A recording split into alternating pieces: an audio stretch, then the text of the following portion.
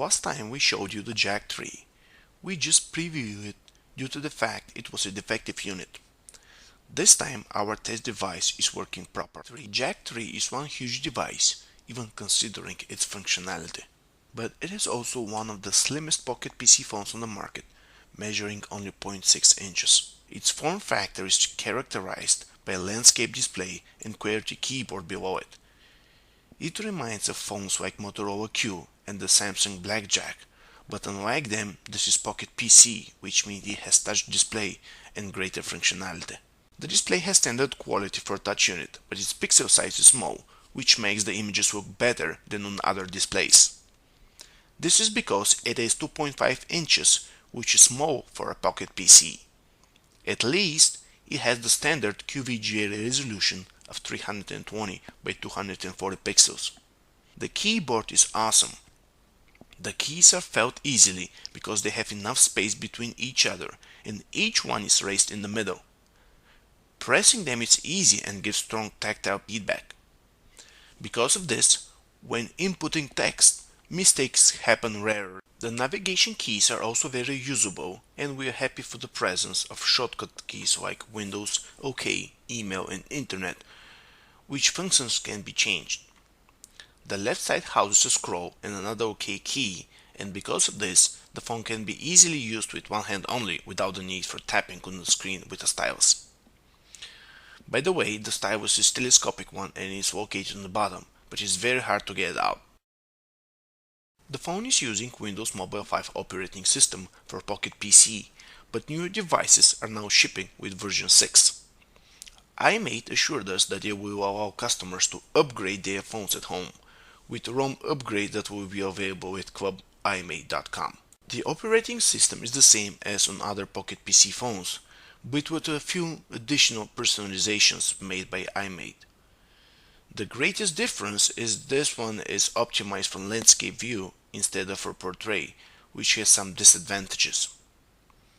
When you open the start menu, you have lots of free space in width, but the objects are small.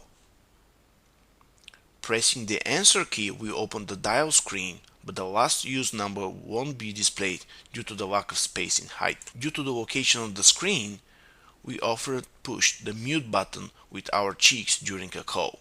Searching through the contacts is now extremely easy, thanks to the keyboard that is available all the time.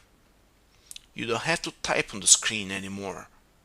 Using the Internet Explorer, you have the 320 by 240 pixels resolution for opening pages, and the display is in landscape orientation by default. Like all Windows Mobile 5 devices, the bundled Internet Explorer is way behind in features and performance compared to, for example, the browser on S60.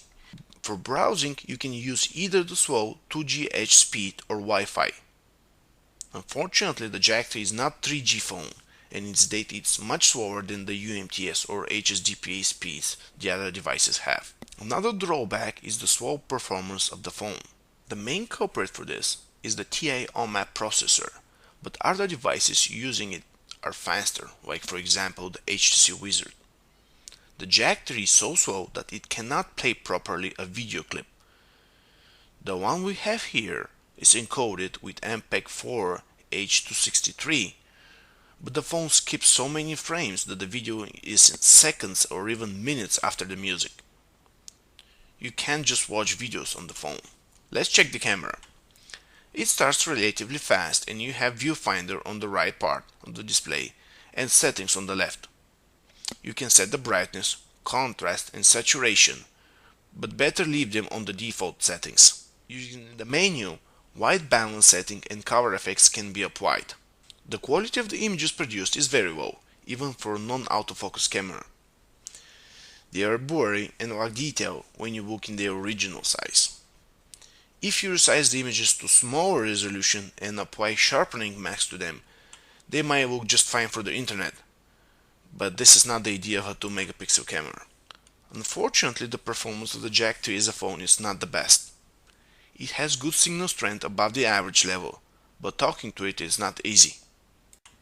The main problem is the microphone's position, which is in the middle left on the front side instead on the bottom. When you put the phone in your left side, your cheek will mute the microphone's hole. The user should be aware of the way he holds the phone in order to get good sound quality so the other party can understand you. It needs to be put on the right ear as the microphone is on the left side, and putting it on the left ear will muffle the sounds. When positioned properly, the other party will hear you very strong and clear, but you will sound just a little distant as if using a speakerphone. The incoming sound is good in most cases, but rather muted. If you put the earpiece exactly over your auditory canal, it will be louder and clearer. Overall, the JAQ3 left us with mixed but more negative feelings. It has wonderful keyboard, which compensates for the enormous size, but the slow performance, together with slow data speeds, does not make us happy. When we add the problems with the position of the microphone and some smaller issues like the hard to pull out stylus and smaller than average display, we don't recommend the JAQ3. If QWERTY keyboard that is not on the slider but on the front panel is the deal for you, better check out smartphones like Samsung Blackjack or Samsung i600 in Europe or Motorola Q. If you own Pocket PC, there are options such as Trio 750 or the HP 69 series, but they have square displays with small resolution.